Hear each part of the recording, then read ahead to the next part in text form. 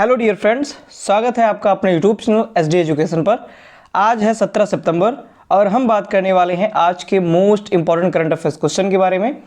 जैसा कि आप सभी लोग जानते हैं, हम अपने इस वीडियो में जो भी इंपॉर्टेंट करंट अफेयर्स के क्वेश्चन होते हैं, आगामी कोई भी परीक्षा हो उससे रिलेटेड सारे क्वेश्चन यहाँ पर कवर किए जाते हैं। करंट अफेयर्स के साथ साथ क्या कुछ जीके के क्वेश्चन बन करके आते हैं उनको सॉल्व किया जाता है, प्लस एक्सप्लेनेशन जो रहती है वो बहुत ही ज़्यादा इंपॉर्टेंट रहती है। कभी कभी ऐसा होता है सीधे प्रश्न से जो प्रश्न बनता है वहाँ से क्वेश्चन ना पूछ करके जो एक्सप्लेनेशन होता है वहाँ से क्वेश्चन बन जाते हैं। तो इसके लिए आप जो वीडियो है उसको शुरू से लेकर लास्ट तक पूरी जरूर देखिए और एक्सप्लेनेशन पर भी अच्छे से ध्यान दीजिए। तो अगर आप वीडियो पर पहली बार आए हैं तो प्लीज़ वीडियो को लाइक करें, अपने दोस्तों के साथ वीडियो को अधिक से अधिक शेयर करें और हमारे चैनल को सब्सक्राइब भी करें। बढ़ते हैं हम अपने वीडियो में और सबसे पहले प्रश्न की बात करते हैं। तो हमारा सबसे पहला प्रश्न है, हाल ही में विश्व ओजोन दिवस कब मनाया गया? यानी कि ओजोन दिवस आप सभी लोग जानते हैं, ओजोन जो लेयर होती है उसको बचाने के लिए, उसके बारे में लोगों तक जागरूकता फैलाने के लिए कि वो जो ओजोन लेयर होती है उसका हमारे पृथ्वी के लिए या हमारी जीवन के लिए, लाइफ के लिए क्या कुछ महत्व है, इसके बारे में लोगों तक अवेयरनेस फैलाने के लिए विश्व ओजोन दिवस मनाया जाता है। तो ये कब मनाया जाता है? ए ऑप्शन है 14 सितंबर, बी ऑप्शन है 15 सितंबर, सी ऑप्शन है 16 सितंबर और डी ऑप्शन है 17 सितंबर। तो इस प्रश्न का सही जवाब है ऑप्शन नंबर सी, यानी कि 16 सितंबर को प्रत्येक वर्ष विश्व ओजोन दिवस मनाया जाता है। अगर हम बात करें डिटेल में, आप यहाँ पे आर्टिकल में भी देख सकते हैं वर्ल्ड ओजोन डे, और ये 16 सितंबर को मनाया जाता है। डिटेल में हम बात करें तो 16 सितंबर को पूरी दुनिया में यह जो विश्व ओजोन दिवस है यह मनाया जाता है। इस वर्ष की जो थीम है वह है Montreal protocol advancing climate action, यानी advancing climate action Montreal protocol theme है। थीम इंपॉर्टेंट है, छोटी होती है थीम तो और ज़्यादा इंपॉर्टेंट हो जाती है। आगे अगर हम बात करें 1987 में दुनिया के देशों ने मिलकर मॉन्ट्रियल प्रोटोकॉल पर हस्ताक्षर किए थे, यानी कि जो पर्यावरण है, एनवायरनमेंट है, उसको बचाने के लिए दुनिया के सभी देश जो हैं, लगभग जो देश हैं 1987 में, उन सभी ने मिलकर के मॉन्ट्रियल प्रोटोकॉल पर एक हस्ताक्षर किया था। और फिर 1994 में संयुक्त राष्ट्र ने 16 सितंबर को विश्व ओजोन दिवस के रूप में मनाने की घोषणा की थी, और तभी से यह जो 16 सितंबर है इस दिन को प्रत्येक वर्ष विश्व ओजोन दिवस मनाया जाता है। यानी कि 1994 में संयुक्त राष्ट्र के द्वारा यह घोषणा की गई थी कि 16 सितंबर को विश्व ओजोन दिवस के रूप में मनाया जाएगा। बढ़ेंगे अपने नेक्स्ट क्वेश्चन की तरफ। हमारा अगला क्वेश्चन है, हाल ही में भारत के प्रधानमंत्री ने किस शहर में इंडिया एक्सपो मार्ट में सेमीकॉन इंडिया 24 का उद्घाटन किया? यानी कि भारत के जो प्रधानमंत्री हैं माननीय नरेंद्र मोदी जी ने किस शहर में इंडिया एक्सपो मार्ट में सेमीकॉन इंडिया 2024 का उद्घाटन किया? तो ए ऑप्शन है लखनऊ, बी ऑप्शन है ग्रेटर नोएडा, सी ऑप्शन है इंदौर और डी ऑप्शन है हैदराबाद। तो इस प्रश्न का सही जवाब है ऑप्शन नंबर बी, यानी कि यूपी के ग्रेटर नोएडा में, नोएडा आप सभी लोग जानते भी होंगे, वहाँ के नोएडा शहर में, तो नोएडा में इंडिया एक्सपो मार्ट में सेमीकॉन इंडिया 2024 का उद्घाटन प्रधानमंत्री नरेंद्र मोदी जी के द्वारा किया गया है। आगे अगर हम डिटेल में बात करें तो प्रधानमंत्री नरेंद्र मोदी जी ने उत्तर प्रदेश के ग्रेटर नोएडा में सेमीकॉन इंडिया 2024 का उद्घाटन किया। उद्घाटन कब किया? तो 11 सितंबर 2024 को इसका उद्घाटन किया गया। थीम जो थी वो थी सेमीकंडक्टर भविष्य को आकार देना, यानी कि जो सेमीकंडक्टर है वो कैसे भविष्य में किस प्रकार से काम आएगा, किस प्रकार से जो फ्यूचर है वो सेमीकंडक्टर पर डिपेंड होने वाला है, इसके बारे में इसकी थीम थी। भारत का जो इलेक्ट्रॉनिक क्षेत्र है वर्तमान में 150 अरब डॉलर का है और जिसका 2030 तक 500 अरब डॉलर का लक्ष्य है। यानी कि वर्तमान में जो इलेक्ट्रॉनिक क्षेत्र है उसमें 150 अरब डॉलर का है और इसको 2030 तक 500 अरब डॉलर का लक्ष्य करने की जो है वो बात की जा रही है, इसका लक्ष्य रखा गया है। बढ़ेंगे अपने नेक्स्ट क्वेश्चन की तरफ। हमारा अगला क्वेश्चन है, हाल ही में राष्ट्रीय ऊर्जा लीडर पुरस्कार 2024 किसे प्रदान किया गया? तो ए ऑप्शन है Bharat Heavy Electricals Limited, B option है भारत गैस प्राधिकरण लिमिटेड, सी ऑप्शन है राष्ट्रीय इस्पात निगम लिमिटेड और डी ऑप्शन है Steel Authority of India Limited. तो इस प्रश्न का सही जवाब हो जाएगा ऑप्शन नंबर सी, यानी कि राष्ट्रीय इस्पात निगम लिमिटेड को राष्ट्रीय ऊर्जा लीडर पुरस्कार 2024 प्रदान किया गया है। तो प्रश्न का सही जवाब है ऑप्शन नंबर सी।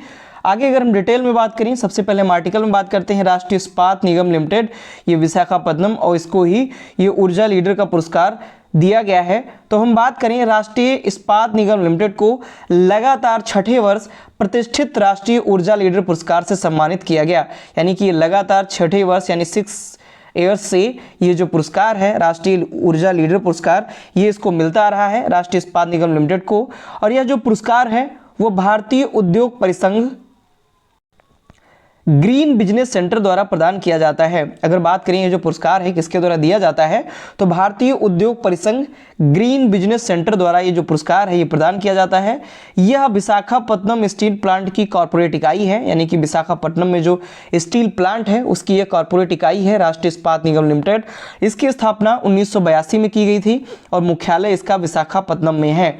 बढ़ेंगे अपने नेक्स्ट क्वेश्चन की तरफ। हमारा अगला क्वेश्चन है, हाल ही में पोर्ट ब्लेयर का नाम बदलकर क्या किया गया, यानी कि अभी हाल ही में पोर्ट ब्लेयर का नाम जो है वो चेंज किया गया है। तो पोर्ट ब्लेयर का नाम चेंज करके क्या रखा गया, तो ए ऑप्शन है शहीद द्वीप, बी ऑप्शन है सुभाष चंद्र बोस द्वीप, सी ऑप्शन है श्री विजयपुरम और डी ऑप्शन है जयपुरम। तो इस प्रश्न का सही जवाब है ऑप्शन नंबर सी, यानी कि पोर्ट ब्लेयर का नाम बदल करके श्री विजयपुरम किया गया है। पोर्ट ब्लेयर का नाम अभी हाल ही में इसको चेंज किया गया। और अगर हम डिटेल में बात करें तो केंद्र सरकार ने अंडमान एवं निकोबार द्वीप समूह की जो राजधानी है पोर्ट ब्लेयर, इसका नाम बदलकर श्री विजयपुरम करने का निर्णय लिया है, यानी कि श्री विजयपुरम इसका नाम कर दिया गया है। विजयपुरम क्यों किया गया, क्योंकि प्राचीन समय में जो विजय साम्राज्य है जो कि चोल राजवंशों का है, इसके बारे में इसी के कारण इसका जो नाम है वो श्री विजयपुरम किया गया है। यह वर्तमान समय में अंडमान एवं निकोबार द्वीप समूह की राजधानी है पोर्ट ब्लेयर, और इसी का नाम चेंज करके श्री विजयपुरम किया गया। प्राचीन काल में चोल राजवंश में यह सेना का केंद्र हुआ करता था, यानी कि जो चोल राजवंश थे, चोल साम्राज्य जो था उसके नौसेना का यह केंद्र हुआ करता था, क्योंकि आप सभी लोग जानते भी हैं अंडमान निकोबार द्वीप समूह जो है वो समुद्र में ही बसा हुआ है, द्वीप है, स्थित है, चारों तरफ से पानी है। तो यहाँ नौ संचालन का केंद्र चोल राजवंशों का था। स्वतंत्रता आंदोलन के दौरान नेताजी सुभाष चंद्र बोस ने पहली बार यहाँ पर तिरंगा भी फहराया था। ये कुछ इंपॉर्टेंट पॉइंट है, जीके के परिदृश्य से ये भी पूछे जाने की संभावना है, क्योंकि हाल ही फिलहाल में पोर्ट ब्लेयर चर्चे में है नाम बदलने की वजह से। तो इससे रिलेटेड क्या जो कुछ भी की पॉइंट्स हैं उनके पूछे जाने की संभावना काफ़ी ज़्यादा हो जाती है। तो प्राचीन काल में जो चोल राजवंश थे वो यहाँ से नौसेना का इनका केंद्र हुआ करता था। और स्वतंत्रता आंदोलन के दौरान, जब स्वतंत्रता आंदोलन शुरू हुआ था उस दौरान नेताजी सुभाष चंद्र बोस ने पहली बार यहाँ पर तिरंगा भी फहराया हुआ था। बढ़ेंगे अपने नेक्स्ट क्वेश्चन की तरफ। हमारा अगला क्वेश्चन है, सितंबर 2024 में ब्रुसेल्स में डायमंड लीग पुरुष जैवलिन थ्रो फाइनल में दूसरे स्थान पर कौन रहा, तो ये ऑप्शन है एंडरसन पीटर्स, बी ऑप्शन है जूलियन वेबर, सी ऑप्शन है नीरज चोपड़ा और डी ऑप्शन है जैकब वार्डलेज। तो इस प्रश्न का सही जवाब है ऑप्शन नंबर सी, यानी कि नीरज चोपड़ा ब्रुसेल्स में जो डायमंड लीग हुआ उसमें पुरुष जैवलिन थ्रो के फाइनल में सेकंड स्थान पर रहे, सेकंड पोजीशन इनको प्राप्त हुई नीरज चोपड़ा को।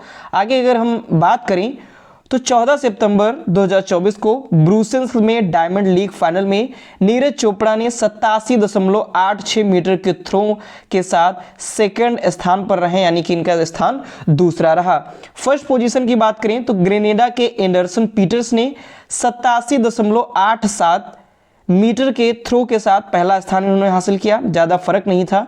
आप देख सकते हैं 87.86 और 87.87, बस थोड़ा सा ही अंतर था, थोड़ा सा रह गए, चूक गए, और काफ़ी मेहनत इन्होंने की नीरज चोपड़ा ने ये स्थान हासिल करने के लिए, लेकिन थोड़ा सा केवल अंतर रहा।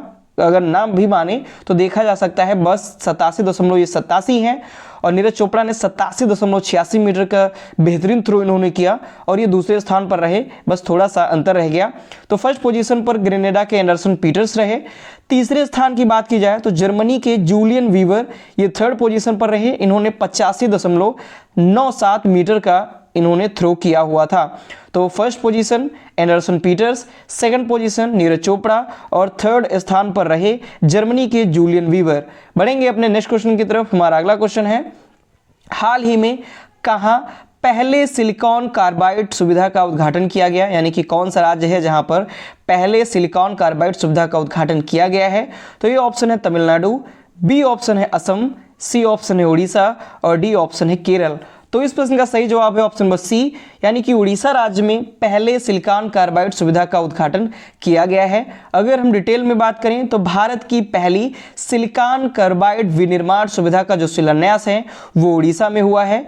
RIR पावर इलेक्ट्रॉनिक्स लिमिटेड के द्वारा इसका जो उद्घाटन है वो किया गया है, या कह सकते हैं इसके द्वारा इसका निर्माण किया गया है। तो RIR पावर इलेक्ट्रॉनिक्स लिमिटेड के द्वारा इसका निर्माण किया गया है। कहां पर? तो EMC Park Info Valley Bhubaneswar Orissa में, यानी कि अगर लोकेशन की बात की जाए तो current location EMC Park Info Valley Bhubaneswar Orissa में इसका शिलान्यास किया गया है। यह जो विकास है वो भारत और उड़ीसा राज्य को वैश्विक पावर इलेक्ट्रॉनिक्स बाजार में सबसे आगे रखता है, यानी कि जो वैश्विक में ग्लोबली जो पावर इलेक्ट्रॉनिक्स का जो बाजार होगा वहां पर एक अच्छी पकड़ बनी रहेगी और भारत और उड़ीसा राज्य जो है वो सबसे आगे रह पाएगा।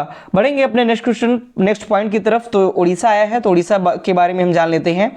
तो यहाँ पर वर्ल्ड मैप है और वर्ल्ड मैप में आप यहाँ पे देख सकते हैं ये यहाँ पर उड़ीसा है और उसका ये बड़ा मैप है, ये बड़े साइज का मैप है, ये उड़ीसा है जो कि इसकी राजधानी होती है भुवनेश्वर, कैपिटल इसकी भुवनेश्वर होती है। वर्तमान में जो CM है वो है मोहन चरण मांझी। इंपॉर्टेंट है क्योंकि अभी हाल ही फिलहाल में नए यहाँ पर CM बन करके आए हुए हैं मोहन चरण मांझी, तो पूछे जाने की संभावना बन जाती है। वर्तमान में जो गवर्नर हैं यानी कि राज्यपाल वो है रघुवर दास। तो ये कुछ इंपॉर्टेंट की पॉइंट्स हैं जीके से रिलेटेड, तो इसको भी आप अगर ध्यान में रखेंगे तो आगे अगर कहीं भी पूछा जा सकता है तो वहाँ से ये क्वेश्चन कवर किए जा सकते हैं। भुवनेश्वर आप यहाँ पे देख सकते हैं, इसकी राजधानी है उड़ीसा की, ये यहाँ पर ये भुवनेश्वर है और ये इसका उड़ीसा राज्य का ये मैप है। बढ़ेंगे अपने नेक्स्ट क्वेश्चन की तरफ। हमारा अगला क्वेश्चन है, हाल ही में कौन भारत की पहली एशियाई स्कूल छात्रा चैंपियन बनी है, यानी कि एशियाई स्कूली छात्र चैंपियन कौन बन गई हैं? तो ए ऑप्शन है दीपा पाठक, बी ऑप्शन है अंजलि शर्मा, सी ऑप्शन है दीपाली थापा और डी ऑप्शन है अनु मलिक। तो इस प्रश्न का सही जवाब है ऑप्शन नंबर सी, यानी कि जो दीपाली थापा हैं ये भारत की पहली एशियाई स्कूली छात्र चैंपियन बनी हुई है, यानी कि एशिया में जो भी स्कूल हैं उनकी छात्र में ये चैंपियन बन गई हैं। अगर हम बात करें, आप यहाँ पे आर्टिकल में भी देख सकते हैं दीपाली थापा हैं, और हम डिटेल में बात करें तो दीपाली थापा पहली एशियाई स्कूल छात्रा चैंपियन ये बन गई हैं। उन्होंने यूएई के अल एन में यूक्रेन की लियुडमिला वासलचेंको के खिलाफ 33 किलोग्राम भार वर्ग में इन्होंने जीत हासिल की हुई है। किसमें? 33 किलोग्राम भार वर्ग में इन्होंने ये जीत हासिल की हुई है। भारत ने एशियाई चैंपियनशिप में स्कूली छात्रा वर्ग में कुल 7 खिताब जीते, यानी कि एशियाई चैंपियनशिप चल रहा था जिसमें स्कूली छात्र वर्ग जो था उसमें कुल भारत ने 7 मेडल जीते। और अगर बात करें चैंपियंस की तो ये दीपाली थापा ये पहली एशियाई स्कूली छात्र चैंपियन बन गई हैं।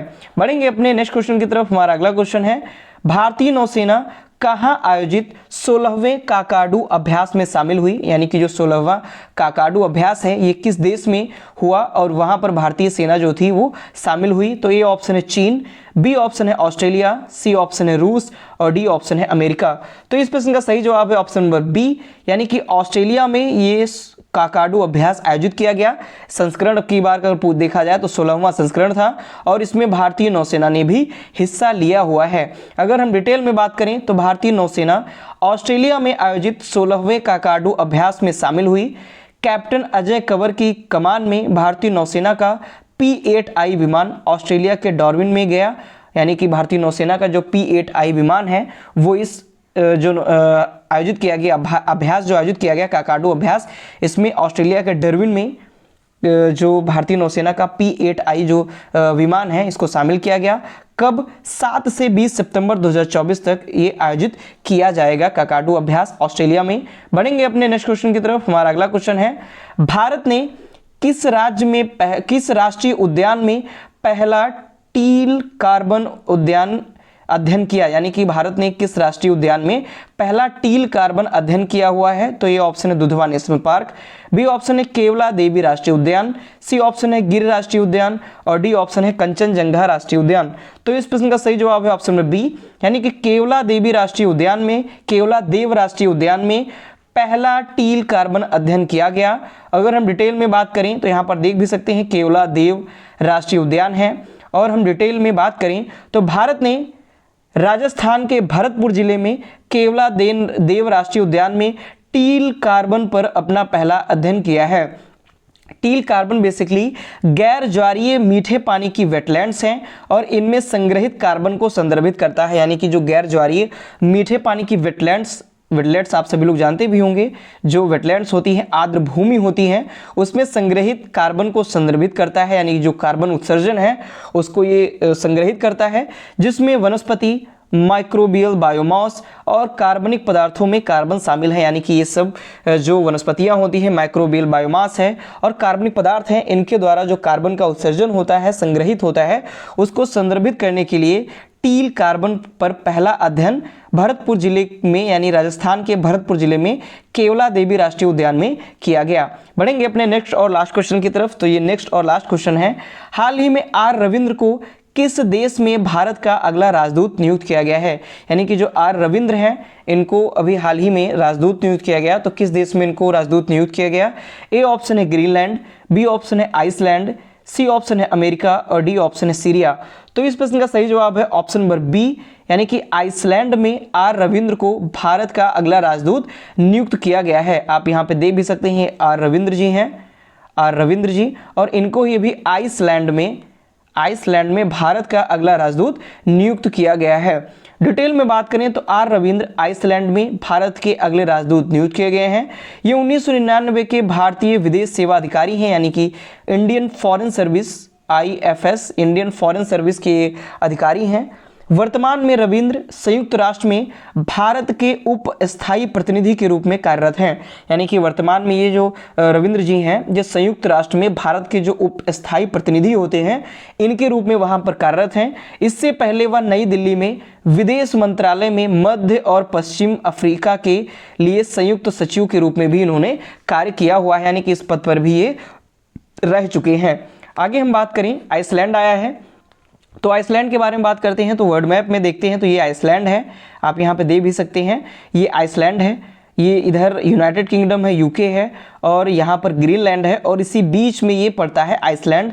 राजधानी होती है रेक्सैविक, इसकी राजधानी होती है। अगर हम डिटेल में हम बात करें आइसलैंड के बारे में, तो राजधानी रेक्सैविक होती है, आधिकारिक भाषा है आइसलैंडिक, ये इसकी आधिकारिक भाषा है। राष्ट्रपति हैं वर्तमान में हल्ला टॉमस डॉटिर, ये राष्ट्रपति हैं, और प्रधानमंत्री हैं बजरनी बेनेडिक्टसन, ये वर्तमान में यहाँ के प्रधानमंत्री हैं। तो ये थे आज के हमारे इंपॉर्टेंट करंट अफेयर्स के क्वेश्चन। आगे अगर हम बढ़ें तो आज कुछ बदलाव हुआ है, बदलाव में क्वेश्चन ऑफ द डे रखा गया है, जिसमें से आज का जो क्वेश्चन ऑफ द डे है, आपसे क्वेश्चन पूछा जाएगा और कमेंट बॉक्स में आपको इसका जवाब देना है, और साथ साथ क्या कुछ की पॉइंट्स बन सकते हैं इससे, वो उसके बारे में भी आपको बताना है। यानी कि जो भी क्वेश्चन होगा उससे जो कुछ भी रिलेटेड आपको पता होगा, उस सभी को आप कमेंट बॉक्स में कमेंट कर सकते हैं। तो आज का क्वेश्चन ऑफ द डे में पहला क्वेश्चन है, ये ओणम किस राज्य का प्रमुख त्यौहार है? यानी कि अभी हाल ही फिलहाल में ओणम आयोजित किया गया, तो ओणम किस राज्य का प्रमुख त्यौहार है? ए ऑप्शन है तमिलनाडु, बी ऑप्शन है केरल, सी ऑप्शन है आंध्र प्रदेश और डी ऑप्शन है मुंबई। तो इसका जवाब आप कमेंट बॉक्स में जरूर दीजिए। और ये जो बदलाव किया गया है क्वेश्चन ऑफ द डे वाला, इसके बारे में ये आपको कैसा लगा, ये इसका सुझाव भी आप कमेंट बॉक्स में दे सकते हैं। अगर आपको सही लगता है तो कमेंट बॉक्स में बताइए। रेगुलर हम ये क्वेश्चन ऑफ द डे में एक क्वेश्चन आपसे पूछेंगे और उसका जो आंसर होगा वो आप हमें कमेंट बॉक्स में दीजिएगा। तो अगर आपको ये जो बदलाव है अगर अच्छा लगता है, पसंद आता है, तो प्लीज़ कमेंट बॉक्स में कमेंट कीजिए। और हमारे द्वारा बताए गए जो क्वेश्चंस हैं और जो वीडियो है अगर आपको पसंद आती है तो प्लीज़ वीडियो को लाइक कीजिए, अपने दोस्तों के साथ वीडियो को अधिक से अधिक शेयर कीजिए और हमारे चैनल को सब्सक्राइब भी कीजिए। धन्यवाद।